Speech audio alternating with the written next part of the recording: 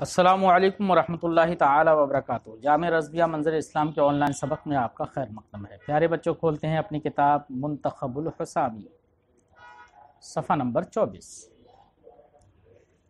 چلیے عبارت پڑھتے ہیں، اس کے بعد اس عبارت کا مطلب سمجھتے ہیں۔ بسم اللہ الرحمن الرحیم۔ واما الصریح فمثل قوله بعت واشتريت ووهبت، وحكمه تعلق الحكم بعين الكلام وقيامه مقام معناه حتى استغنى عن العزيمة لأنه ظاهر المراد، وحكم الكناية أنه لا يجب العمل به إلا بالنية لأنه مستتر المراد، وذلك مثل المجاز قبل أن يصير متعارفا، وسمي البائن والحرام ونحوهما کنایات الطلاق مجازا لأنها معلومة المعاني، لكن الإبهام فيما يتصل به ويعمل فيه، ولذلك شابهت الكنايات فسميت بذلك مجازا، ولهذا الإبهام احتيج إلى النية، فإذا زال الإبهام بالنية وجب العمل بموجباتها من غیر ان یجعل عبارة عن الصریح، ولذلك جعلناها بوائن۔ پیارے بچوں، آپ نے عبارت سنی، چلیے اس کی تفصیل سنتے ہیں۔ ما قبل میں مصنف علیہ رحمت و رضوان نے نظم کے اپنے معنی میں استعمال ہونے کے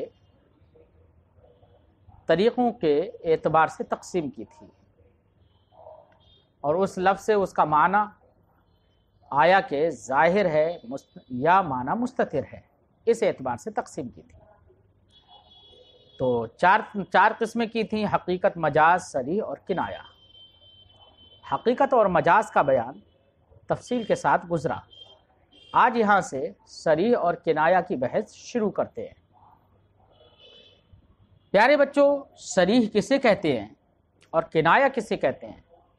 مصنف علیہ رحمت و رضوان نے تعریف ان کی ذکر نہیں کی ہے، کیونکہ مثالوں سے ان کی تعریف واضح ہو جاتی ہے، لیکن پھر بھی صریح اور کنایہ کہتے کسے ہیں؟ پیارے بچوں، ذہن میں رہے کہ صریح کہتے ہیں اس کلام کو جس سے اس کی مراد پورے طور سے، واضح طور سے روشن ہو، خواہ وہ حقیقت ہو یا مجاز۔ صریح کو صریح اسی لیے کہا جاتا ہے، یہ صراح یصرح صراحتاً اور صروحتاً سے ماخوذ ہے۔ صراح یصرح صراحتاً اذا انکشف، جب وہ منکشف ہو اور محتملات سے دور ہو، اس لیے اس کو صریح کہا جاتا ہے، کیونکہ کلام جب بالکل اس کی مراد اور ظاہر ہو، بین ہو، روشن ہو، تو تمام محتملات سے وہ دور ہوگا، وہاں پر دوسرے احتمالات ختم ہو جائیں گے، اس لیے اس کو صریح کہتے ہیں۔ بات سمجھ میں آئی بچوں؟ اور کنایہ کسے کہیں گے؟ بالکل اس کے خلاف، یعنی جس کلام سے اس کی مراد پورے طور سے ظاہر نہ ہو بلکہ اس میں استتار ہو، اس میں احتمال آخر بھی ہو، تو اس کو کنایہ کہیں گے۔ مصنف علیہ رحمت و رضوان نے صرف مثالوں پر اکتفا کیا، کیونکہ ان کے تعریف اور ان کے معنی بالکل واضح اور روشن تھے، مثالوں سے آدمی سمجھ سکتا ہے، اس لیے صاحب کتاب نے فرمایا اما الصریح فمثل قوله بعت واشتريت ووهبت۔ صریح جیسے کہ کہنے والے کا یہ کہنا بعت، میں نے بیچا، بیع میں کوئی احتمال آخر نہیں ہے، مراد بالکل ظاہر ہے۔ اشتریت، میں نے خریدا، کوئی احتمال آخر ہی نہیں ہے۔ وہبت، میں نے ہبہ کیا، کوئی احتمال آخر نہیں ہے، بالکل مراد ظاہر ہے، واضح ہے، روشن ہے، اس لیے ان کا یہ سب کے سب صریح کے قبیل سے ہوں گے۔ صریح کے اندر بچوں، صریح کا حکم بیان کرتے ہیں صاحب کتاب، فرماتے ہیں وَحُکْمُهُ تَعَلُّقُ الْحُکْمِ بِعَيْنِ الْكَلَامِ، صریح پر اثر مرتب جس کلام کا معنی بالکل واضح اور روشن ہو، تو اس کے واضح اور روشن ہونے سے اثر کیا مرتب ہوگا، تو وہ اثر مرتب بیان کر رہے ہیں۔ فرماتے ہیں تعلق الحکم بعین الکلام، اس کا اثر مرتب یہ ہوگا کہ حکم عین کلام سے متعلق ہوگا۔ کس سے؟ عین کلام سے متعلق ہوگا۔ صریح کا حکم کیا ہے کہ حکم صریح کا اثر مرتب کیا ہوگا، اس کے ظہور کا اثر کیا ہوگا، وہ یہ کہ حکم کا تعلق عین کلام سے ہوگا۔ کیوں؟ اور کلام جو ہوگا وہ اپنے معنی کے قائم مقام ہوگا، یعنی کلام سے سامع جو سمجھ رہا ہے، جو بالکل واضح ہے، اس میں احتمالات نہیں ہیں، تو وہاں پر وہ کلام اپنے معنی کے قائم مقام ہوگا، عین کلام سے حکم متعلق ہوگا۔ اب جب اس کا معنی بالکل ظاہر اور روشن ہے، مخاطب سمجھ رہا ہے بالکل، تو ایسی صورت میں کسی قرینہ اور کسی نیت کی ضرورت نہیں ہوگی، کسی نیت کی ضرورت نہیں ہوگی، کیونکہ عین کلام سے حکم متعلق ہے، اور وہ کلام جو کہ معنی پر، مراد پر بالکل ظاہر ہے، تو وہ کلام خود اپنے معنی کے قائم مقام ہے، تو وہاں پر کسی عزیمت اور کسی نیت کی ضرورت نہیں ہوگی۔ کیوں؟ اس لیے کہ وہ ظاہر المراد ہے۔ اسی کو صاحب کتاب نے فرمایا کہ اس کا اثر مرتب ہوگا، حکم کا تعلق عین کلام سے ہوگا، اور کلام اپنے معنی کے قائم مقام ہوگا، یہاں تک کہ ایسا متکلم عزیمت سے بے نیاز ہوگا، حتی استغنا عن العزیمہ، یا چاہو تو استغنا کی ضمیر کا مرجع کلام ہی مان لو، یہاں تک کہ یہ کلام عزیمت سے بے نیاز ہوگا، نیت سے بے نیاز ہوگا، وہاں پر اس کلام میں نیت کی ضرورت نہیں ہوگی، لأنہ ظاہر المراد، کیونکہ وہ ظاہر المراد ہے۔ جب عین کلام سے حکم متعلق ہوگا، لہذا اگر کسی شخص نے قصد کیا، جب نیت کی ضرورت نہیں ہے تو اس پہ ہم تفریح کرتے ہوئے کہہ رہے ہیں، کسی شخص نے قصد کیا کہ وہ الحمدللہ کہے، اللہ کی تعریف بیان کرے، لیکن قصد تو یہ تھا، لیکن اس کی زبان پر جاری ہو گیا انت تعلق، تو انت تعلق بالکل صریح ہے، اس میں احتمال آخر نہیں ہے، تو اب یہاں پر اس کی نیت اگرچہ الحمدللہ کی تھی، لیکن انت تعلق ظاہر ہو گیا، جاری ہو گیا اس کے زبان پر، تو بغیر قصد و نیت کے یہاں پر طلاق واقع ہو جائے گی۔ وجہ کیا ہے؟ وجہ یہی ہے کہ یہاں پر یہ صریح لفظ ہے، اور صریح یہ ظاہر المراد ہے، اس میں نیت کی ضرورت نہیں ہے، کسی قصد کی ضرورت نہیں ہے۔ لہذا قاضی کے پاس فیصلہ اگر یہ گیا تو قاضی فیصلہ یہی کرے گا شریعت کے مطابق، اور کہے گا کہ یہ صریح ہے، اس میں قصد کی ضرورت نہیں ہے، تمہارے بغیر قصد کیے ہوئے ہی طلاق واقع ہو گئی۔ لیکن یہ قضاءً تو یہ معاملہ ہوگا، لیکن دیانتاً عندہ و عند اللہ، تو اس کی جو نیت ہو، اگر واقعی اس کی نیت یہ تھی کہ اللہ کی تعریف کرے، لیکن زبان سے غلطی سے یہ جاری ہو گیا، تو عندہ و عند اللہ طلاق واقع نہیں ہوگی۔ اس لیے ضابطے کے پیش نظر قاضی تو فیصلہ یہی کرے گا کہ طلاق واقع ہو گئی، لیکن عندہ و عند اللہ وہی ہوگا جو اس کی نیت ہو۔ آگے صاحب کتاب فرماتے ہیں کہ کنایہ کسے کہتے ہیں، تو کنایہ کی تعریف بھی نہیں کی ہے، ہم نے تعریف کر دی ہے اس سے پہلے۔ کنایہ کا حکم بیان کرتے ہیں، فرماتے ہیں وہ حکم الکنایہ، کنایہ کا حکم یہ ہے انہ لا یجب العمل بہ، کنایہ پر عمل کرنا واجب نہیں ہوگا الا بالنیہ، لیکن نیت کے ذریعے سے، یعنی لفظ کنایہ کسی نے بولا جس میں احتمال آخر ہیں، مراد مستتر ہے احتمالات کی بنا پر، تو اب لفظ کنایہ پر عمل واجب نہیں ہوگا مگر نیت ہی سے، کہ متکلم نیت کرے، وہ اپنی نیت بتائے، یا نیت نہیں تو نیت کے قائم مقام کوئی دوسری چیز وہاں پر ہو، مثلا دلالت حال ہو، تو ایسی صورت میں عمل کیا جائے گا۔ وجہ کیا ہے؟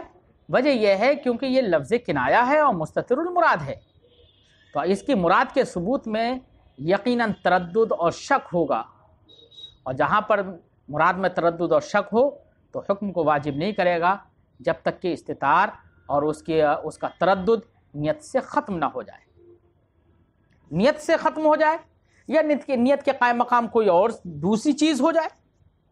لہذا اگر کسی شخص نے انت بائن کہہ دیا کہ تو جدا ہے، انت بائن، تو جدا ہے، تو جب تک کہ وہ طلاق کی نیت نہیں کرے گا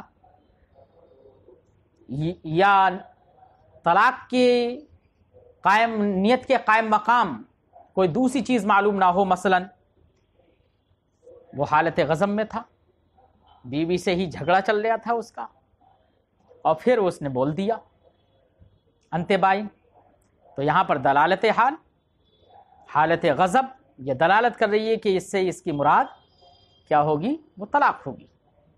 یا یہ کہ مذاکرہ طلاق ہی چل رہا تھا، طلاق کا ہی تذکرہ چل رہا تھا کہ یہ ایسی ہے، وہ ویسی ہے، میں اسے طلاق دے دوں گا، یہ کروں گا، وہ کروں گا، یہ اتفاق سے جوش آیا یا کہہ دیا انت بائن۔ مذاکرہ طلاق یا حالت غضب یہ سب کے سب نیت کے قائم مقام ہوں گے۔ لہذا نیت، یا تو نیت وہ بتائے اپنی کہ میری نیت یہ تھی کہ اس سے میری نیت طلاق کی ہے تو طلاق واقع ہوگی، یا کوئی مذاکرہ طلاق وغیرہ ہو، تو بہرحال نیت کے ذریعے سے جب استطار دور ہو جائے گا، تردد ختم ہو جائے گا، تو اب اس لفظ کنایہ پر عمل کرنا واجب ہوگا۔ تو لفظ کنایہ بچوں مجاز کی طرح ہے۔ صاحب کتاب اسی کو فرماتے ہیں کہ حکم الکنایہ انہ لا یجب العمل بھی، کنایہ کا حکم یہ ہے کہ لفظ کنایہ پر عمل کرنا واجب نہیں ہوگا الا بالنیت، مگر نیت کے ذریعے سے۔ کیوں؟ لأنہ مستتر المراد، کیونکہ وہ لفظ کنایہ جو ہے وہ مستتر المراد ہے۔ وذالک مثل المجاز، تو یہ کنایہ مجاز کی طرح ہے قبل ان یصیر متعارفا، اس سے پہلے کہ وہ مجاز متعارف ہو۔ پیارے بچوں، مجاز کے متعارف ہونے سے پہلے مجاز میں نیت کی ضرورت پڑتی ہے نا، آپ جانتے ہیں۔ جب تک مجاز لوگوں کے درمیان متعارف نہ ہو تو اس وقت تک وہ بھی کنایہ ہی ہوتا ہے۔ تو مجاز میں بھی نیت کی ضرورت پیش آتی ہے۔ کیوں؟ اس لیے کہ معنی موضوع لہو میں تو استعمال کر نہیں رہا ہے، متکلم نے اس لفظ کو بول کر معنی موضوع لہو مراد نہیں لیا، معنی غیر موضوع لہو مراد لے رہا ہے، تو گویا کہ اس سے مراد مستتر ہو گئی، سامع تو نہیں سمجھ پائے گا۔ لہذا سامع کے حق میں اس کی مراد حیز تردد میں آ گئی۔ لہذا یہ مجاز متعارف ہونے سے پہلے کنایہ ہوگا۔ ہاں اگر مجاز متعارف ہے تو مجاز متعارف اگر ہے تو وہ مجاز صریح ہوتا ہے، کیونکہ متعارف ہونے کے بعد اب لوگ بھی اسی کو سمجھتے ہیں، جیسے ہی متکلم بولے گا سامع فوراً مراد سمجھ جائے گا، سامع کے لیے مراد حیز تردد میں نہ رہے گی۔ جیسے کہ وہی کسی شخص نے کہا میں تیرے گھر پر تھوکوں گا بھی نہیں آ کر، تو تھوکنا پیارے بچوں یہ اس سے مجاز مراد ہوتا ہے اور متعارف ہے، لوگ بولتے رہتے ہیں عرف میں ایسا ہے، میں تیرے گھر پر تیری گھر کی طرف نظر بھی نہیں اٹھاؤں گا۔ کیا مطلب؟ آؤں گا نہیں، حالانکہ نظر اٹھا کے اگر دیکھ لیا گھر تو حانس نہیں ہوگا، اگر جا کے تھوک دیا تو حانس نہیں ہوگا، کیونکہ مجاز متعارف ہے۔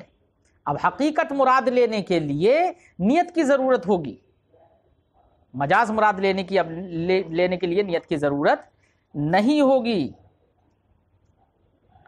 تو اب پیارے بچوں یہ مجاز جب متعارف ہو گیا تو اب یہ صریح ہو گیا، اب صریح میں نیت کی ضرورت نہیں ہوتی ہے، لہذا مجاز متعارف میں نیت کی ضرورت نہیں ہے۔ بات سمجھ میں آئی بچوں؟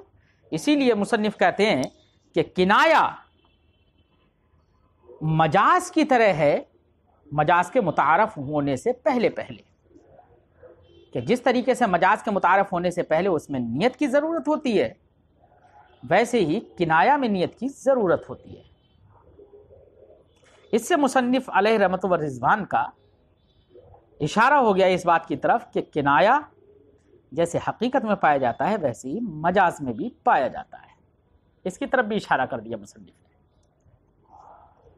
مجاز میں بھی تردد ہو سکتا ہے نیت سے پہلے، متعارف ہونے سے پہلے، متعارف ہونے کے بعد تردد نہیں ہے تو اب وہ صریح ہو جائے گا۔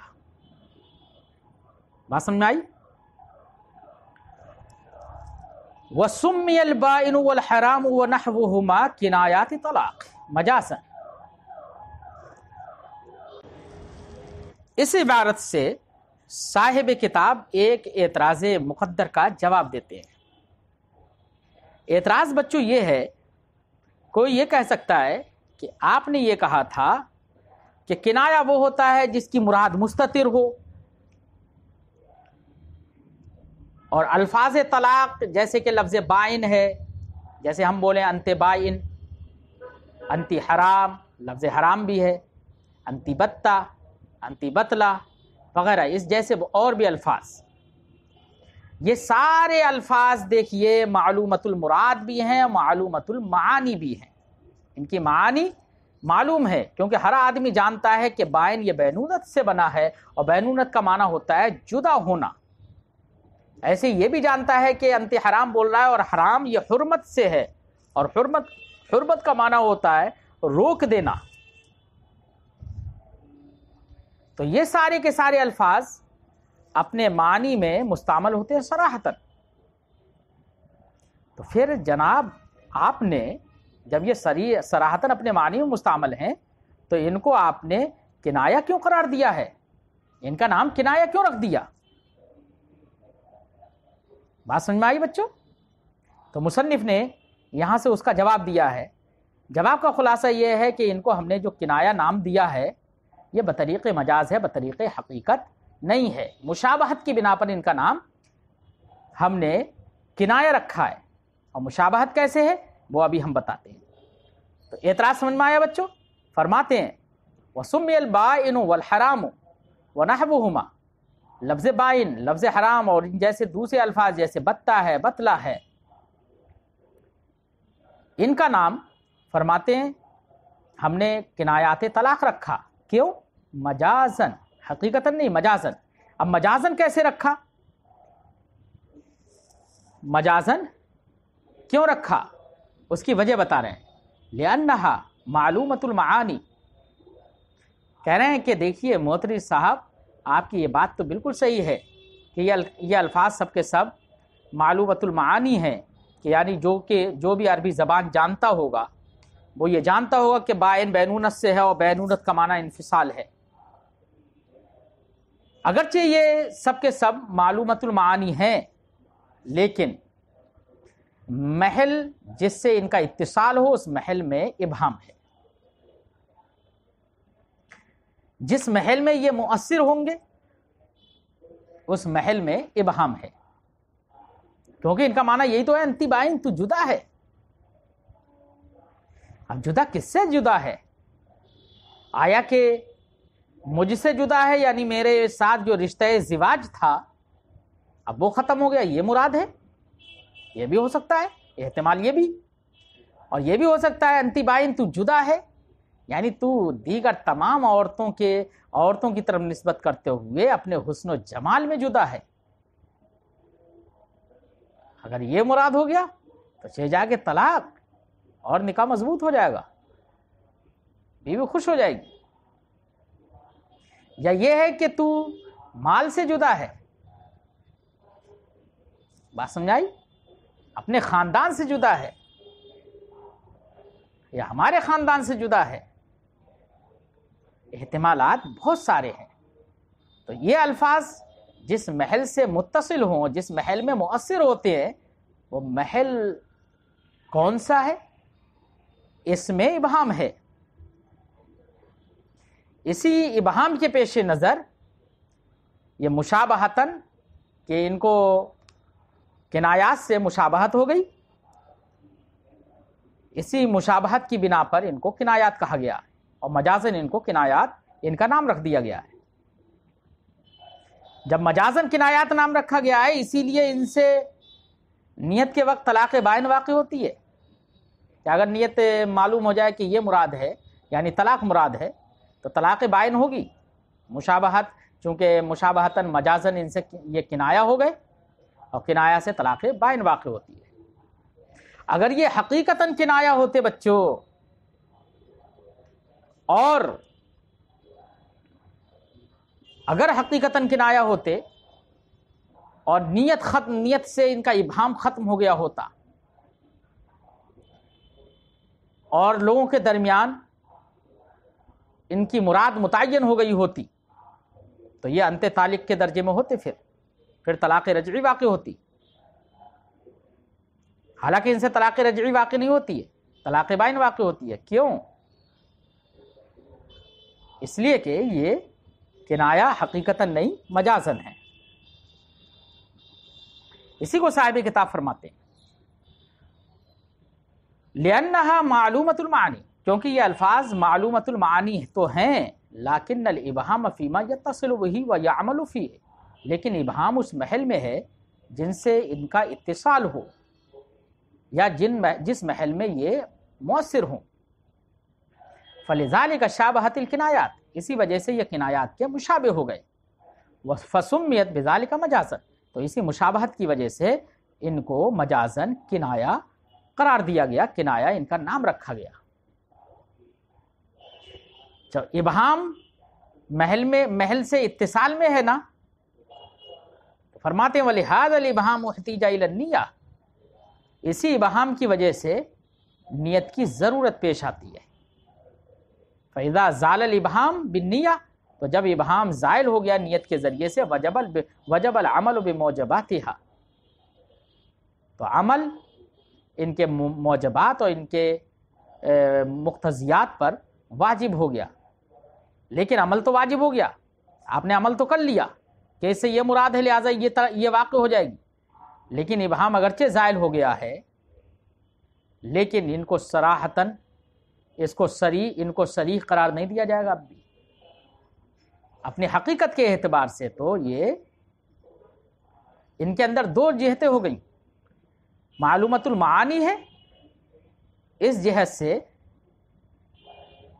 یہ گویا کہ صریح کے درجے میں ہے، اور محل میں ابہام ہے، احتمالات ہیں اس میں، اس جہت سے یہ کنایہ کے درجے میں ہے۔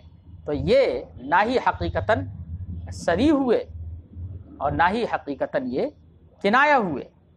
اس لیے اگرچہ ابہام زائل ہو جائے، لیکن پھر بھی ان کو حقیقتاً صریح قرار نہیں دیا جائے گا۔ جب حقیقتاً صریح قرار نہیں دیا جائے گا تو ان سے طلاق رجعی واقع نہیں ہوگی، اب طلاق بائن ہی واقع ہوگی۔ اسی لیے مصنف نے فرمایا من غیر ان یجعل عبارۃ عن الصریح، بغیر اس کے یہ اگرچہ ان کے موجبات پر عمل کرنا واجب ہو گیا، لیکن ان کو صریح سے عبارت قرار نہیں دیا گیا، ان کو صریح قرار نہیں دیا گیا۔ وَلِذَلِكَ جَعَلْنَاهُ وَبَائِنًا، اسی وجہ سے ہم نے ان کو بوائن قرار دیا، کیونکہ یہ مجازن کنایہ ہیں، ان کو ہم نے بوائن قرار دیا، یعنی ان کے ذریعے سے طلاق بائن واقع ہوگی۔ الا فی قول الرجل، یہاں سے اللہ کے ذریعے سے استثناء جو کر رہے ہیں وہ بھی گویا کہ اعتراض کا جواب ہے، لیکن اس کا ذکر، اس پر چرچا ہم بعد میں کریں گے، آئندہ سبق میں کریں گے۔ آج اپنا سبق ہم یہیں پر ختم کرتے، پھر ملتے ہیں اگلے سبق میں۔ السلام علیکم ورحمۃ اللہ تعالی وبرکاتہ۔